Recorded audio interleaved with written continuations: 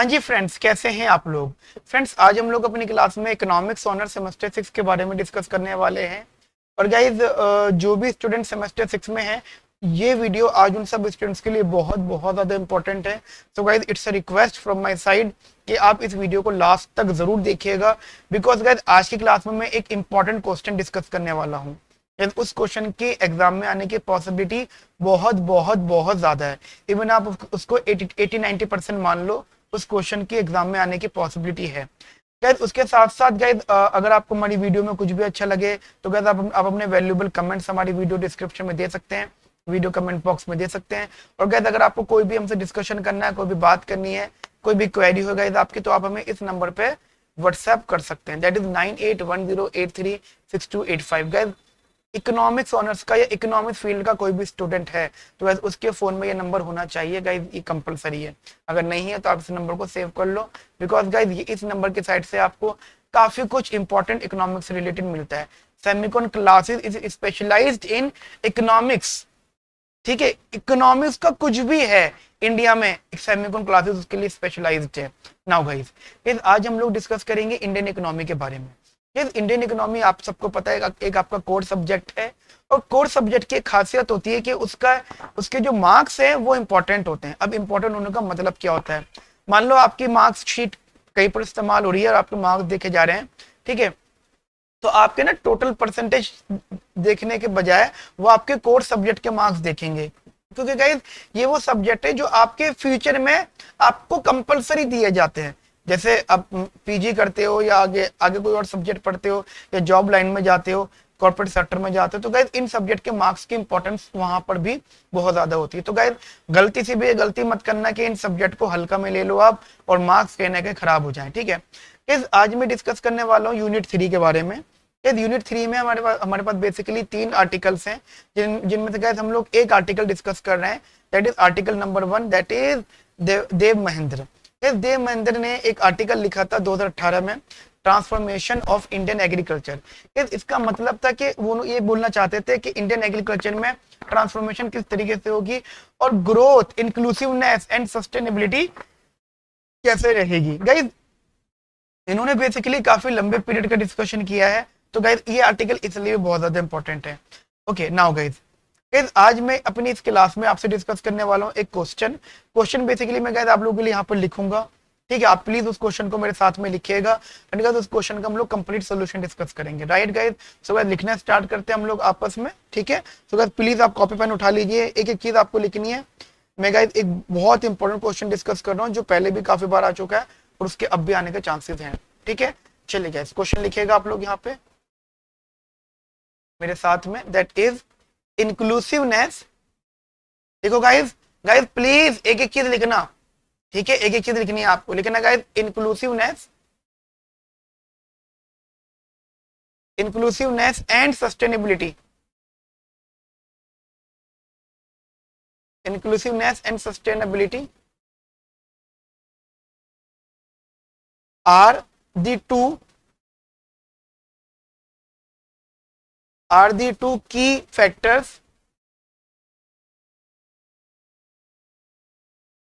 key factors responsible for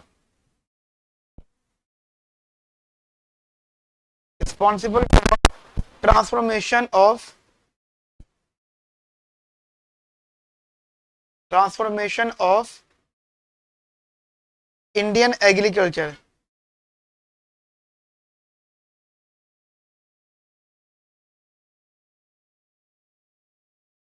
Indian agriculture, ठीक है।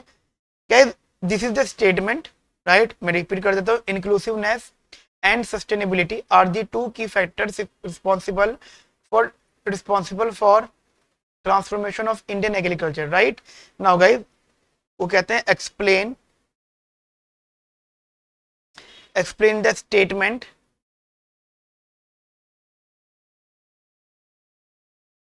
explain the statement with reasons।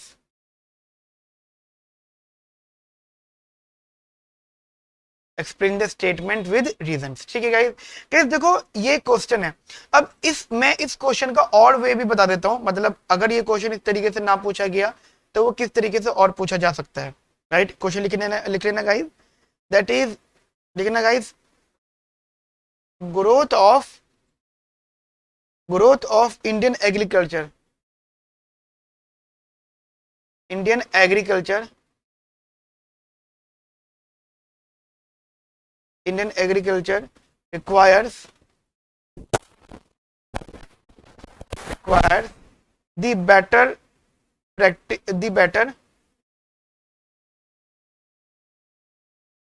practice of inclusiveness,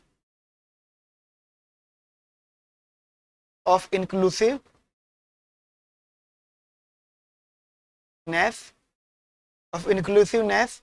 and sustainability,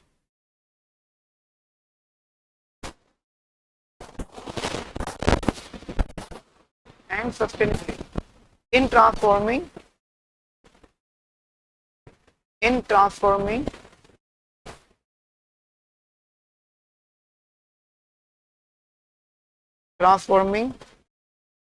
better growth in agriculture, better growth in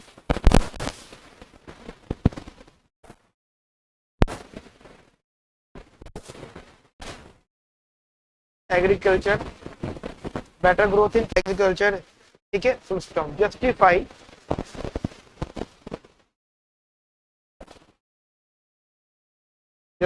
the statement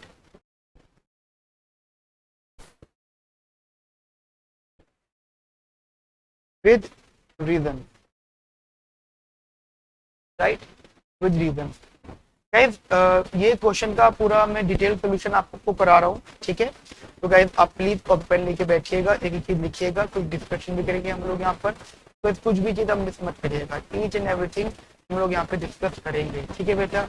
and guys इसके साथ साथ मैं आपको यहाँ पे बता देता हूँ कि ये हमारा नॉर्मल पेड पोर्टल है, ठीक है। तो आपको अगर गाइज आप लोग इकोनॉमिक्स ऑनर्स सेमेस्टर 6 की क्लासेस को ज्वाइन करना चाहते हैं तो गाइज आप इस नंबर पर व्हाट्सएप कर सकते हैं, ठीक है। हम इस नंबर पे आपको रिप्लाई करेंगे और गाइज जो भी हम आपके लिए कर सकते हैं वो आपके लिए करेंगे, ठीक है। ओके फ्रेंड्स, आप अब स्क्रीन चेंज होगी गाइज यहाँ पे और इसका सोल्यूशन हम आपसे यहाँ पे डिस्कस करने वाले हैं।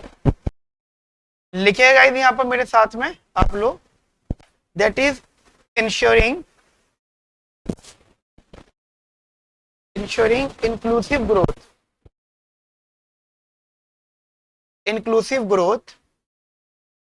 ensuring inclusive growth in Indian economy,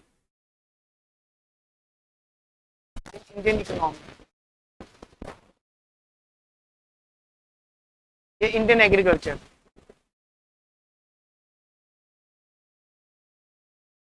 ठीक है।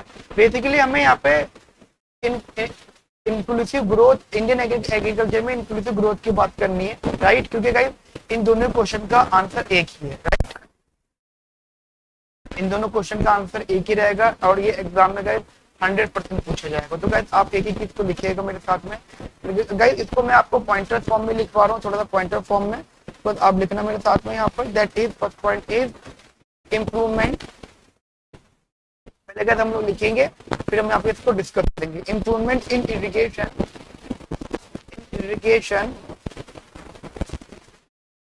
Irrigation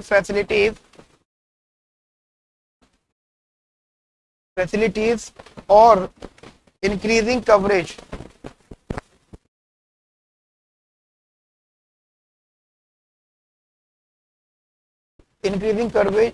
of irrigation, coverage of irrigation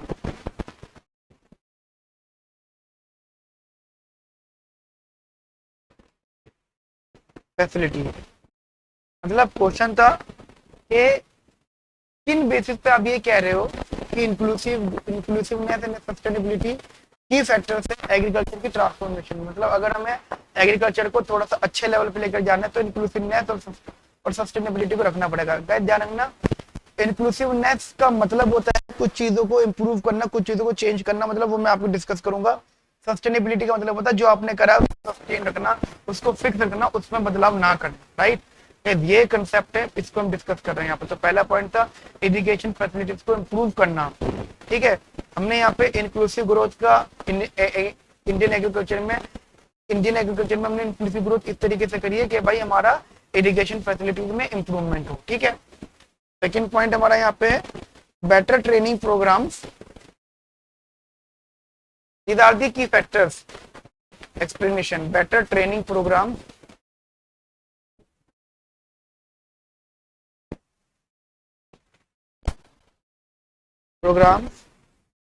of the farmer. मतलब अगर आप फार्मर्स को ये सिखा दोगे कि भाई आपको खेती बाड़ी करनी कैसे है, तो वैसे हमारी इंडियन एग्रीकल्चर में काफी ग्रोथ हुई, राइट। थर्ड पॉइंट है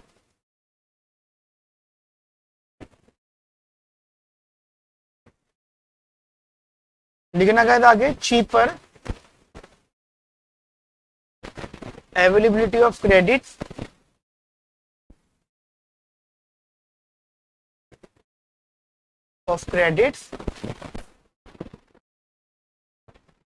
that means such as farm loans,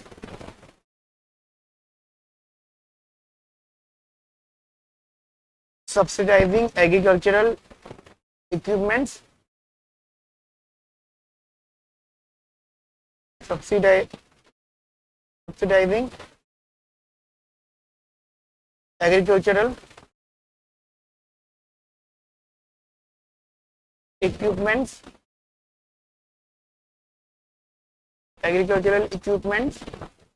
and helping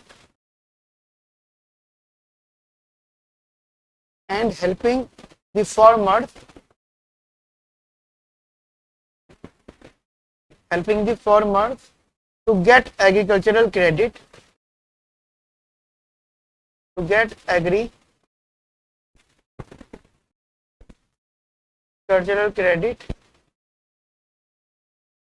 from institutional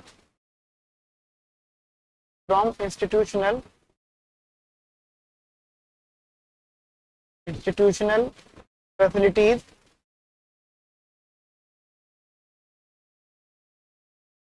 यानी कोऑपरेटिव बैंक की बात कर रहा हूँ, कोऑपरेटिव बैंक्स या regional rural bank. Now guys, तो गाइस इसका मतलब क्या है, सिंपल सा लॉजिक है, अगर हम अपनी इकोनॉमी में एग्रीकल्चर को ग्रो करना है, इंक्लूसिवनेस ग्रोथ करनी है उसकी, ठीक है। इंक्लूसिवनेस ग्रोथ मतलब कि हर चीज कनेक्टेड हो, हर चीज एक दूसरे से जुड़ी हुई हो, तो हमें यहाँ पर थर्ड पॉइंट पे जितना चीप हो सकता है उतना चीप हमें फार्मर्स को क्रेडिट ऑफर करना पड़ेगा। क्रेडिट ऑफर करने का मतलब हो जाता है कि अगर वो खेती बाड़ी नहीं कर रहे हैं और हमें पता लग जाए कि वो खेती बाड़ी इसलिए नहीं कर रहे हैं क्योंकि उनके पास पैसा नहीं है, तो हम उनको पैसा पहुंचाएंगे, या पैसा पहुंचा दिया उसके बाद में उनको उस पैसे का इक्विपमेंट लेना है, लेकिन इक्विपमेंट महंगा है तो इक्विपमेंट पे सब्सिडी प्रोवाइड करेंगे। साथ साथ हम फार्मर्स की और हेल्प करेंगे कि भाई वो जितनी भी इंस्टीट्यूशनल फैसिलिटीज हो सकती हैं उनको उनके साइड से कुछ करवाएं हम फार्मर्स के लिए। और गाइस जो बैंक्स हम यहाँ पे इस्तेमाल कर रहे हैं दैट इज आरआरबी बैंक और या फिर कोऑपरेटिव बैंक, राइट। तो ये कि हमारा थर्ड पॉइंट है, काफी इंपॉर्टेंट है एग्जाम पॉइंट ऑफ व्यू। इसके बाद में क्या था हमारा फोर्थ पॉइंट है, यहाँ पर लिखेगा गाइस मेरे साथ में आप लोग इधर, that is inclusive agricultural growth, inclusive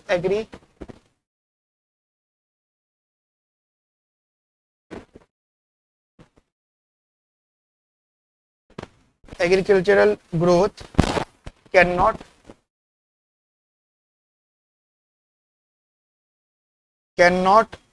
be ensured in practices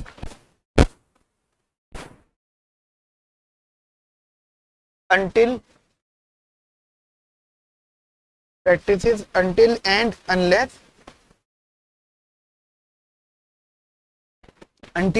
unless we will address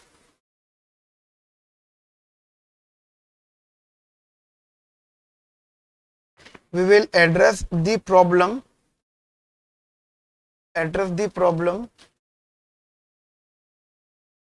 of small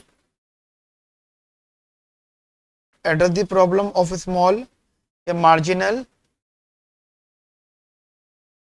and landless farmers,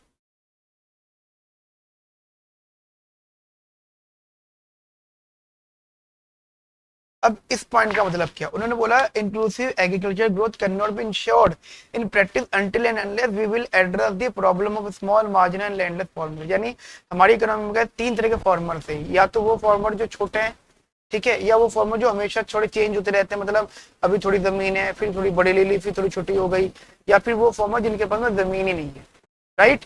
guys in type के फार्मर्स की प्रॉब्लम को जब तक हम लोग एड्रेस नहीं कर सकते, जब तक हमको नहीं देख सकते, सॉर्ट आउट नहीं कर सकते, तो गाइस तब तक हम अपनी इकोनॉमी के अंदर कभी भी गाइस इंक्लूसिव एग्रीकल्चर ग्रोथ नहीं इंश्योर कर सकते, राइट गाइस ना। उसके बाद में गाइस आप यहाँ पे 5th पॉइंट लिखिएगा, increase in public investment,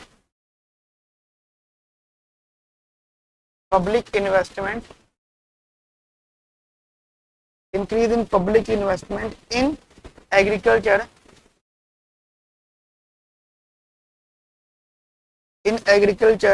must be on research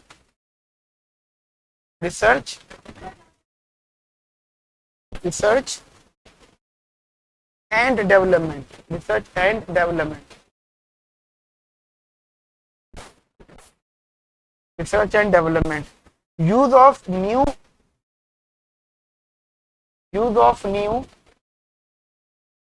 technology,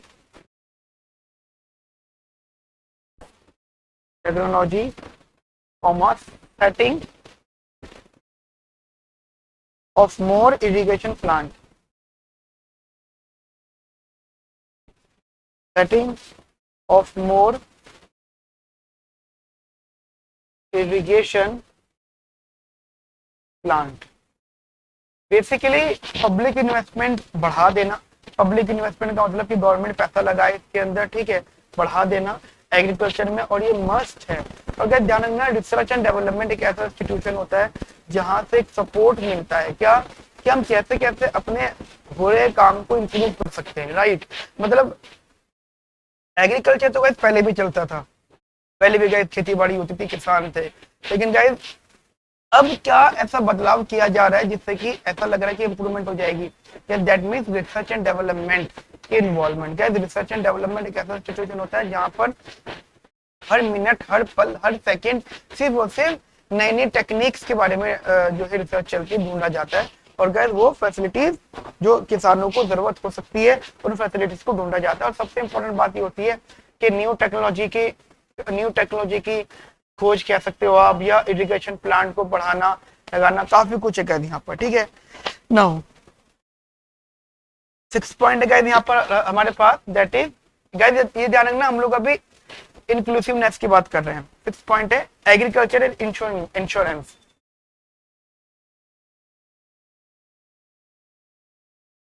agricultural insurance needs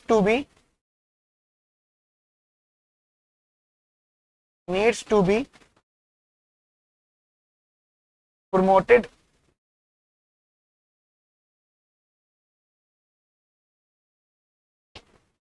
or popularized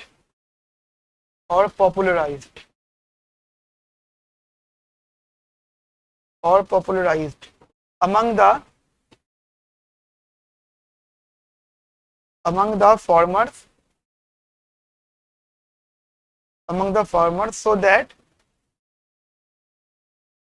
so that any natural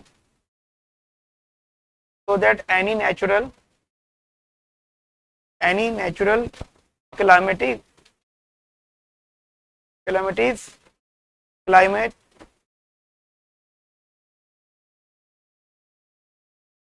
or problems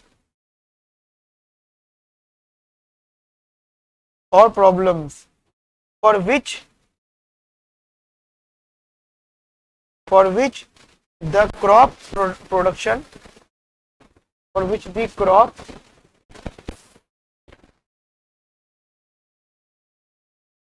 production affected must be addressed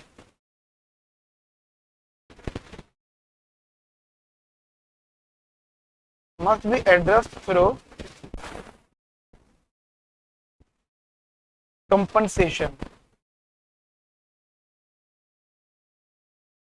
right. मतलब agriculture insurance बहुत ज्यादा promoted होना चाहिए था या popularise होना चाहिए था फार्मर्स के बीच में, जिससे कि उनको ये फायदा हो जाता कि जो भी प्रॉब्लम फेस कर रहे हैं उन प्रॉब्लम्स को सोल्यूशन कर सके कंपनसेशन के थ्रू। ओके, नाउ 7 पॉइंट लिखना है मेरे साथ आप लोग यहाँ पर। 7 point is provisioning, provisioning of subsidies, of subsidies, subsidies for small, for small marginal, for small marginal and landless farmers। यानी कंसेप्ट वही है कि अगर आपने सब्सिडीज देना चाहते हो तो मतलब अगर फार्मर्स का फायदा करना चाहते हो तो सब्सिडीज का प्रोविजन करो। सब्सिडीज का मतलब होता है कि कोई भी इक्विपमेंट, कोई भी चीज होगी, वो जिस रेट में मार्केट में मिल रही है फार्मर्स को उससे कम की मतलब मिलेगी, राइट। तो सब्सिडीज फार्मर्स को दो, एक देना होता है और उसका प्रोविजन लागू करना होता है, ठीक है। तो यही चीज एक इंपॉर्टेंटली करी गई थी। तो गाइस 8 पॉइंट हमारे पास यहाँ पर लिखने के लिए, लेकिन guys 8 point making agriculture, making agriculture marketing, making agricultural marketing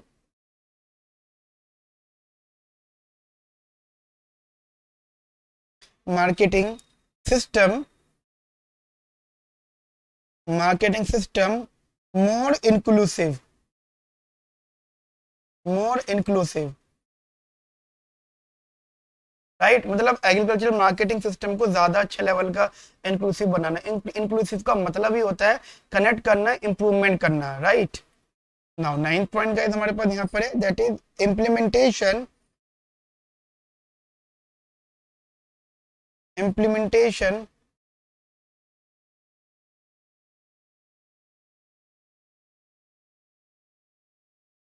implementation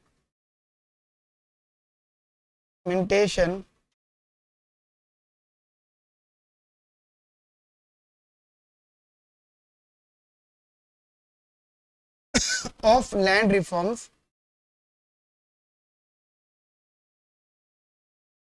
land reforms is necessary, is necessary। अब देखो गाइस लॉजिकल बात है, लैंड रिफॉर्म किया गया मतलब वो करना जरूरी है। अगर हम इंक्लूसिव ग्रोथ की बात कर रहे हैं तो एक लैंड रिफॉर्म भी बहुत ज्यादा इंपॉर्टेंट हो जाता है। अब इसके गाइस ऑब्जेक्टिव है कि भाई क्यों लैंड रिफॉर्म किया जा रहा है। तो गाइस ऑब्जेक्टिव है हमारे पास एक तो गाइस यहाँ पे है consolidation of land holdings, consolidation of land holding,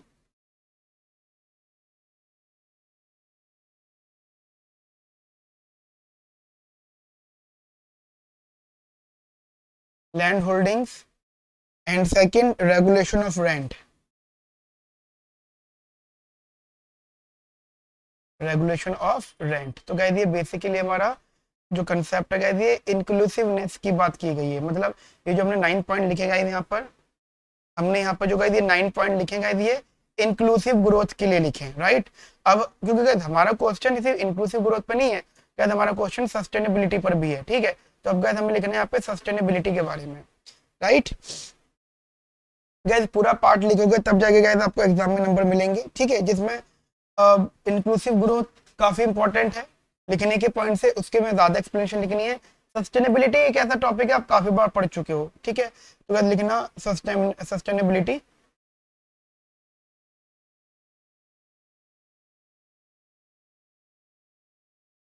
sustainability. Now first point है गैस यहाँ पे provision of,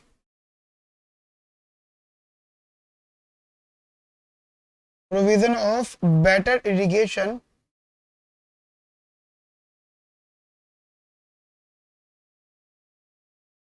provision of better irrigation facilities,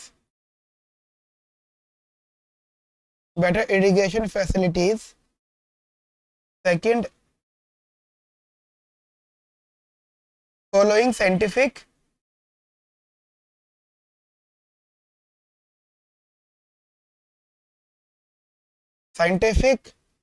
method of production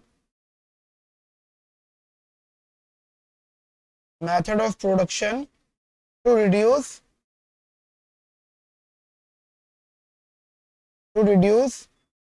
adverse effect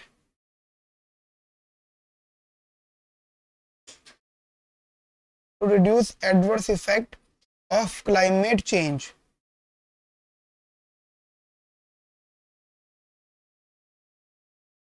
ठीक है, बेसिकली क्या है, ये सस्टेनेबिलिटी का कंसेप्ट है, इंक्लूसिव का कंसेप्ट रिपीटेड है, लेकिन यहाँ पे क्या है, सस्टेन किया जाएगा। जैसे इरिगेशन फैसिलिटी जो आपने सोची थी उसका प्रोविजन बनाया जाए। दूसरा साइंटिफिक मेथड जो आप रिसर्च एंड डेवलपमेंट में कर रहे थे, उनका बेटा basically scientific method of production to reduce adverse effect of climate change, यानी जो क्लाइमेट चेंज की वजह से, जैसे एग्जांपल इरिगेशन में हम लोग डिपेंड होते हैं ऑब्वियसली बात है बारिश के पानी पर, ठीक है।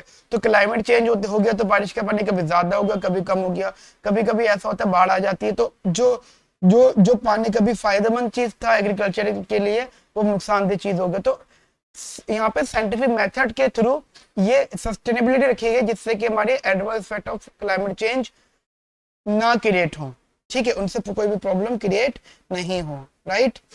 उसके बाद में गए हमारा थर्ड पॉइंट है इधर, that is addressing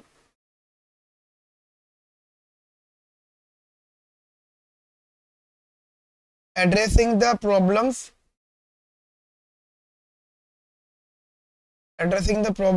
faced by the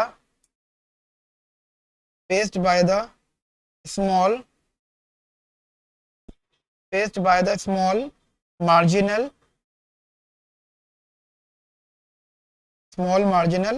and landless farmers, ठीक है, वही सेम कंसेप्ट है। फोर्थ पॉइंट है हमारे पास यहाँ पे,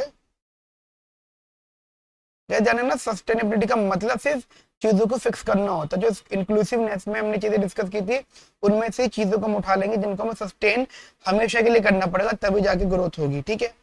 उसके बाद में fourth point addressing the problems, no not addressing, it's different thing, लिखिएगा guys, better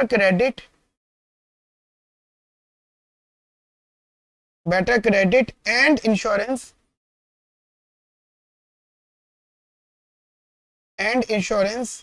facility for the farmers,